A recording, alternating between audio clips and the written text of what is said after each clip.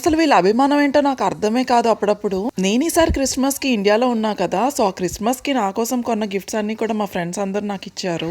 Almost Christmas అయిపోయి నెల దాటేస్తుంది. ఇలాంటి టైంలో కూడా గుర్తుగా నా కోసం అని కొన్న గిఫ్ట్స్ ని నాకు ఇవ్వడం అనేది చాలా హ్యాపీగా అనిపించింది నాకైతే. ఇంకా వీళ్ళ గిఫ్ట్ సెలెక్షన్ కూడా చాలా డిఫరెంట్ గా ఉంటుంది. ఏదో పెద్ద పెద్దగా ఇచ్చారు. ఇక్కడైతే క్రిస్మస్ కి ఇలా సాక్సెస్ కూడా ఇచ్చుకుంటారనమాట, కొత్త సాక్సెస్ ఇవి. నాకైతే ఫస్ట్ లో అర్థం కాలేదు సాక్సెస్ ఎందుకు అబ్బా ఇస్తున్నారని, కానీ అది కూడా ఒక one of the best gift అంటే ఇక్కడ.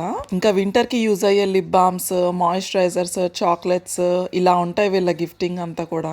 నా గిఫ్ట్ ఆలోచనలు ఎలా ఉంటాయంటే వాళ్ళకి లాంగ్ లాస్టింగ్ గా ఉండడానికి ఆలోచించి ఇస్తాను ఎప్పుడైనా ఎవరికైనా ఇచ్చినప్పుడు కూడా. కానీ వాళ్ళు మాత్రం అస్సలు అలా కానే కాదు. ఆ వింటర్ కి మనకి ఎక్కువగా యూజ్ అయ్యేవి ఏంటైతే ఉంటాయో అలాంటివి ఆలోచించి ఇస్తారనమాట. ఇంకా నేను ఇండియా వెళ్లే ముందు ఒక ఫంక్షన్ కి అటెండ్ అయ్యా కదా, నా వీడియోస్ రెగ్యులర్ గా చూసే వాళ్ళకి ఐడియా ఉంటుంది. ఇంకా వాళ్ళు ఇచ్చిన రిటర్న్ గిఫ్ట్స్ లో ఈ ఆవు దూడ అయితే ఉన్నది. నాకైతే చాలా బాగా నచ్చింది. మంచిగా దేవుడి మూలన అయితే పెట్టేసుకుంటాను. సో ఈ short and sweet cute surprises చూసి మీకేమనిపించిందో నా కమెంట్ సెక్షన్ లో చెప్పడం మర్చిపోకండి. జియోమ్నీలో ఉండే Telugu families daily life style ని చూడాలనుకుంటే మాత్రం ఛానల్ ని సబ్స్క్రైబ్ చేయడం అస్సలు మర్చిపోకండి.